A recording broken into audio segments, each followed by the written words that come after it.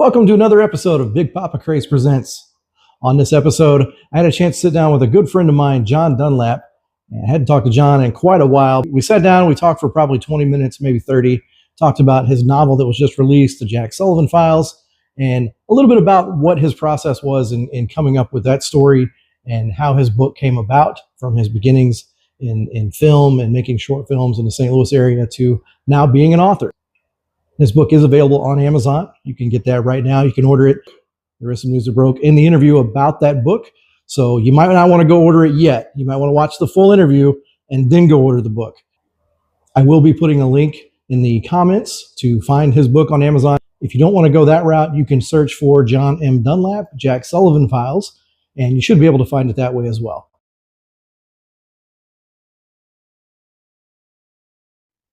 Now that we got that introduction out of the way, I'm here with my good friend turned author, John Yes. Dunlap. Is it crazy yet to say your name and say John Dunlap, comma, author? Is that wild yet, or are you still working on that? It's still pretty cool. Yeah, it's Okay, still good very deal. new. Yeah. Good deal. Yeah, it's amazing. Yeah. Yeah. So in preparing for this interview, I was doing the math, and John and I have been friends for over 20 years now. And that doesn't seem possible. I don't even like saying that out loud because it starts to tell people what my age is and your age. And we don't really Yeah. get into all that here on this interview. I knew John from a time when he was doing a lot of short films and doing work in film in the St. Louis region. If you want to take a minute, John, and just kind of go over how you transition from that into what you're doing now and where this Jack Sullivan character, how he came to be and how that concept came to be and just where's your head in that? Yeah. Yeah. Well, storytelling has always been a big part of my life. When I was a kid, whereas like my mom, she really encouraged the reading and reading, books and all, and my love of books. Sure. And my dad, being a child of the 80s, my dad sat through a whole lot of really bad 80s movies with me on Saturday afternoons in theaters. So I kind of grew up with, the books on one side and film on the other. And it just grew it's just kind of part of who I am is, storyteller. I started in film, which was amazing. It was a great experience. I love it. And I would love to go back to it someday. Right. Indie filmmaking is really tough though. Yeah. Yeah. And it's hard, especially at the low to no budget level to really get a core group of people that are as serious as you are. And that I kind of just put that on hold.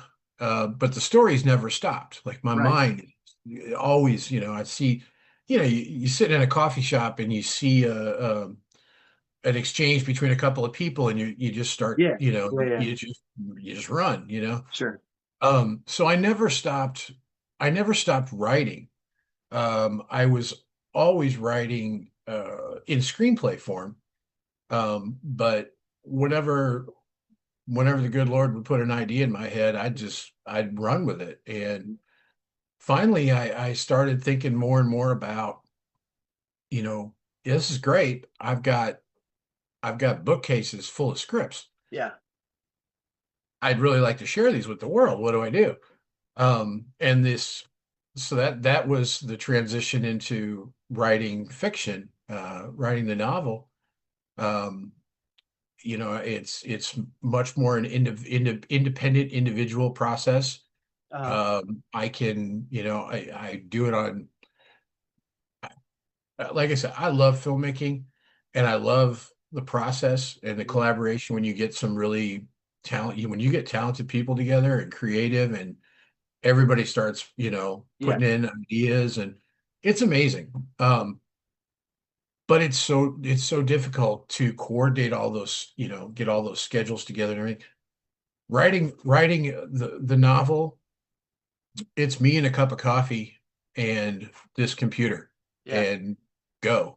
And that's what I really started. Once I really got into it and started kind of, and I had no idea how to do it. Learning how to translate my knowledge of screenwriting into writing novel format, Mhm. that took a while. And So I'm still learning it. so Jack Sullivan came from one of your short film ideas, though, correct? Is that correct? Yes, that Okay. is correct. He was uh I did there's competition film competitions you can Hmm. get into where you in a very short period of time you're given a handful of, you know, whatever props and characters and ideas and say, here, go make a movie. And Shout out to our good buddy Matt Logan and Chasing Butterflies. Yeah. But go yes, ahead, carry on. that's That's, right. yeah, Matt Logan, that's yes. an Easter egg for probably no one but Matt, and he'll get it and he'll Yeah, appreciate it. But and the fact that he can hold his breath that long is amazing. right, right. Anyways, Anyway, carry on. yeah. He but and that weekend is where it started. It was a simple competition film project. Me and another friend of mine sat and spent the Friday night, brainstorming, what are we gonna do? And we came up with this. It was silly. It was, it was much more like a screwball thing than a serious Yeah. detective story. But it was a detective story. When we got all done with it, I sat and watched it again, and I thought, this could be, done with more time and more planning, and this could be something. And Jack Sullivan originally was intended to be a short films, and I was going to produce them, uh, direct and produce them, and put them out on YouTube Okay. and start a series of them, just as short, 15, 20-minute films, and do this, be able to tell the stories that way. And the original Jack Sullivan story, uh, which is in this book, That uh, one right there. that one right there, The Shopkeeper's Secret, was originally written as a screenplay, and I translated it over to novel format, which took a very long time because I had no idea what I was doing. Right. But once I finally got it to a point where I liked it, and I thought, okay, this is good, and I actually was confident enough to let other people read it, Uh-huh. and they'd come back and be like, "Hey, I wasn't expecting much, but that was good," And okay, well, that's half a compliment, I guess. But Sure. Take uh, it. Just take it. Yeah. run with it, yeah, Yeah. yeah. And that's how it started, and yeah, that's where, yeah, Jack did come from. Started out as being a film project that, you know a lot of prayer and a lot of listening for answers Right. morphed into what it's become. And to be honest with you, I am so much happier with it the way it turned out and what it's going to become in the future now. So how much of a struggle was it to learn all of this just basically on the fly? As far as you self-published onto Amazon, correct? Right. Correct. Okay. So do you have a good base of people to bounce ideas off of? Do you know anybody that had previously done that, or how did that all Yeah. work, and what was that process like? I have uh, an old friend from my filmmaking days Mhm. who, his name's Lee Mueller. And he, in addition to, he kind of the same thing, he started out with in the theater Mhm. and got into indie filmmaking as well, and that's how we kind of crossed paths. Um, and several conversations with him. He has been self-publishing on Amazon for years. He writes murder mystery dinner theater plays, Oh, nice. and yeah, and he puts them on Amazon, and I'm never ceased to be amazed at the reach that his plays have had. His plays have been put on in high schools, colleges, dinner theaters, community centers, literally around the world, Amazing. and just from self-publishing on Amazon. So he was a lot of help, and he still is because I'm still pestering him with questions. Right. Um, and God love him. He's very patient and he always answers them, and he's a good guy.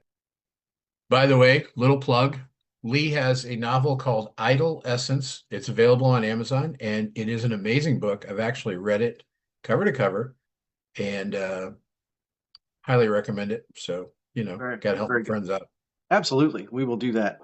Moving back to Jack Sullivan a little bit right here. Jack Sullivan. Shameless plug, right? Get it on Amazon.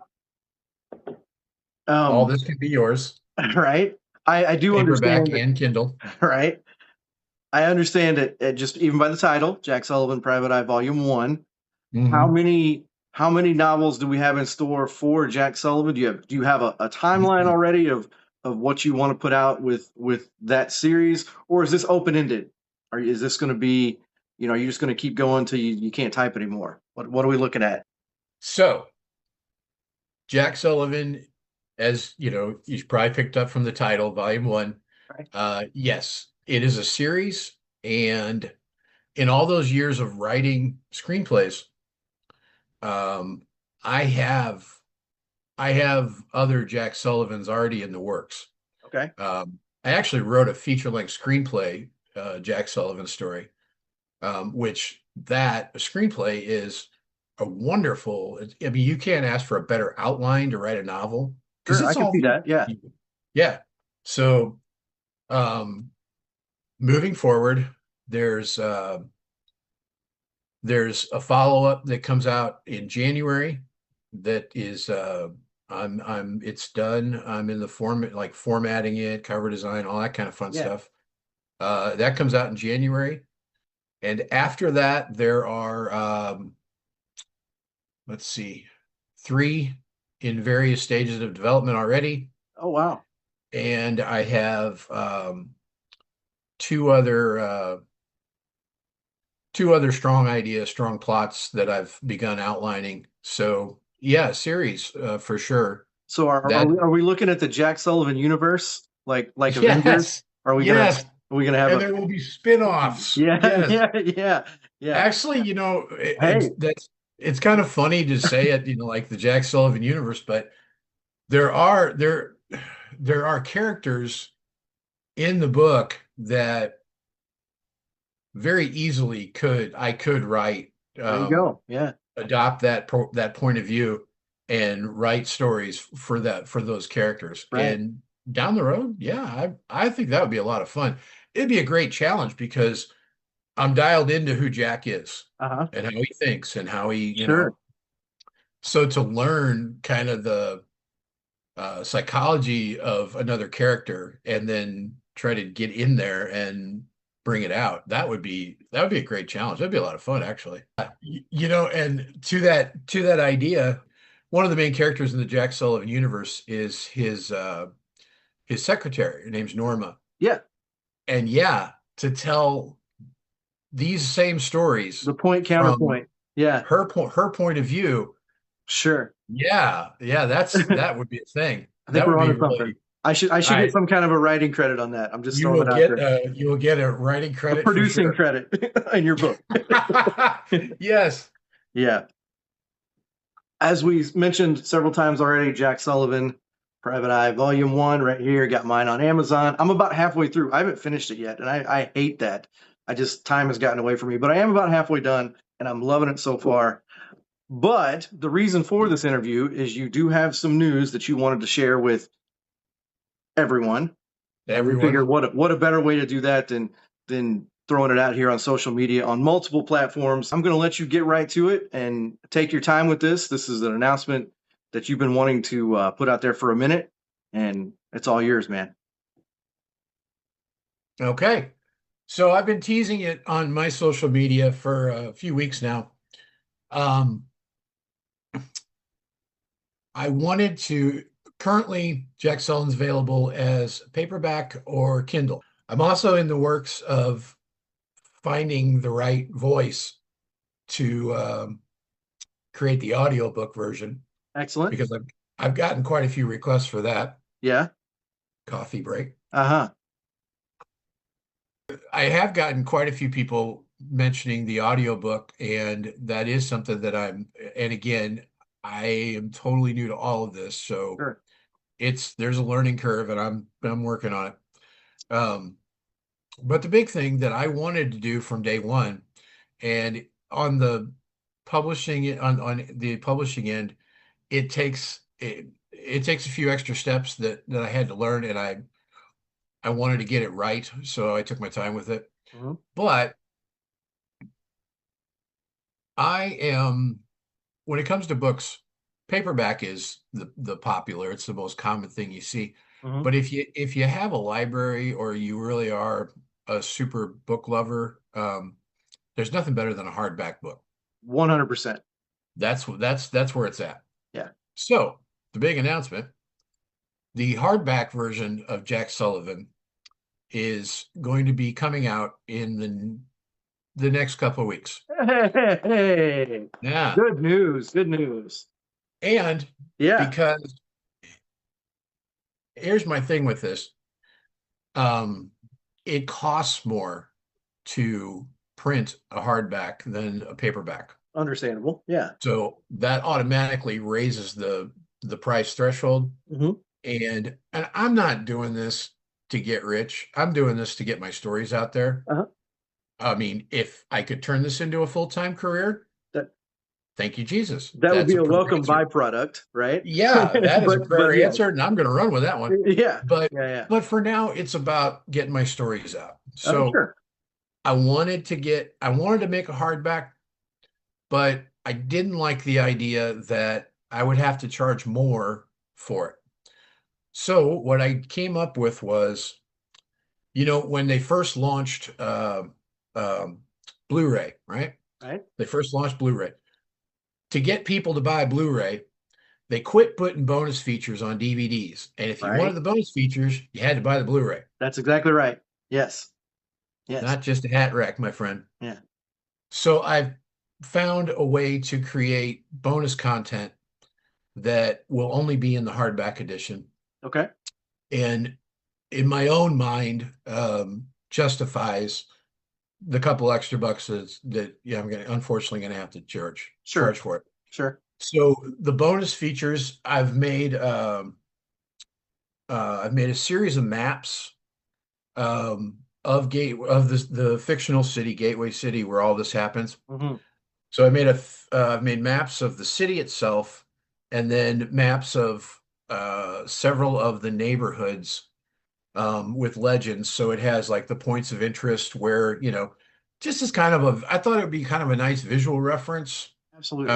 So where Jack's office building, and then the coffee shop that he likes to go to, and you can Yeah. see it on the map. And so I thought that would be something fun to put in there.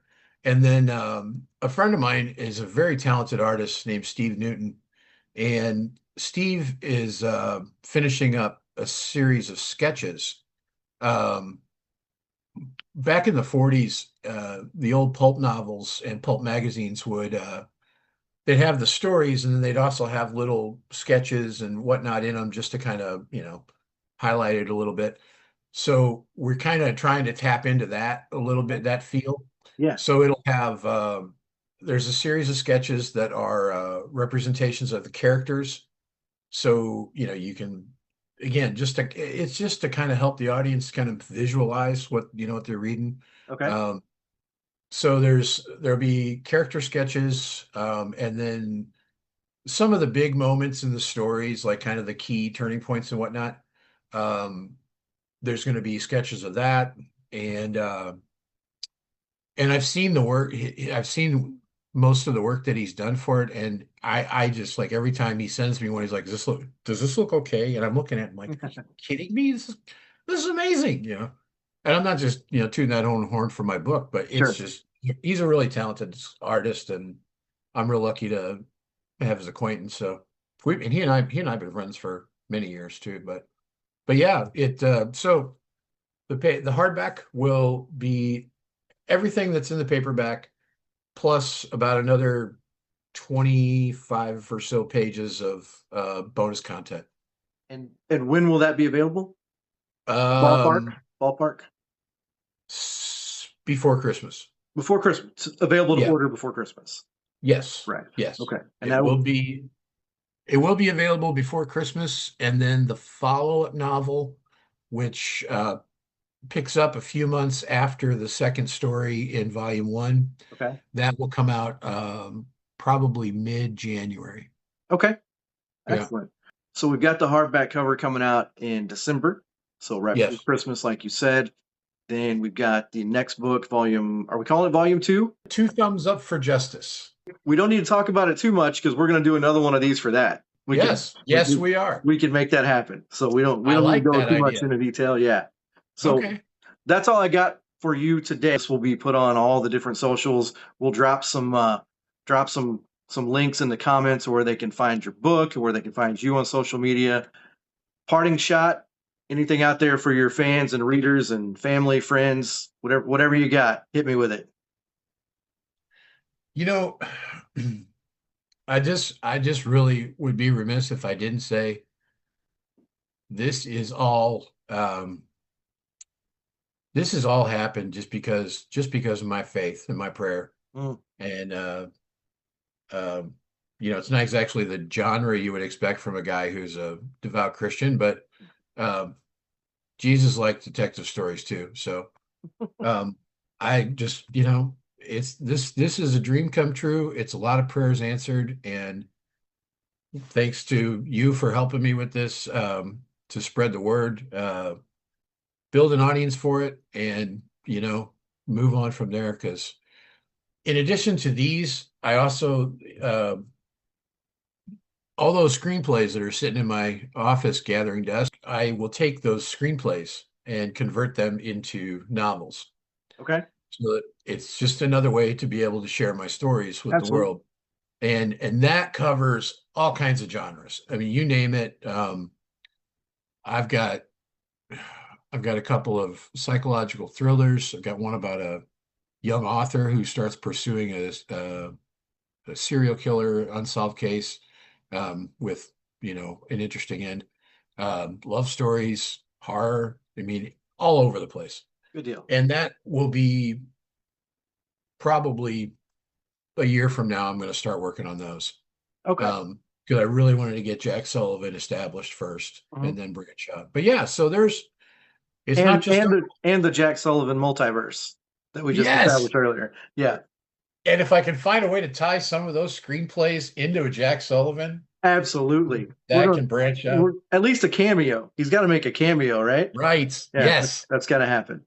I'm just gonna take Taylor Sheridan and use him as my. He can have a Sheridan verse. I can have a Dunlap verse. Absolutely, you can. You can. 100%. That's about all the time we got for this particular interview, John. I appreciate you coming on here, and we'll get this all dispersed out through all the socials. We're mass communicating. Yes. Oh, brother, where art thou reference? Yeah. Thank you again, Mike, for doing this. I really appreciate the opportunity, and look forward to seeing what you come up with here. Anytime, man. We'll talk to you later. Thank you. See ya. Bye to the peoples. Bye, peoples.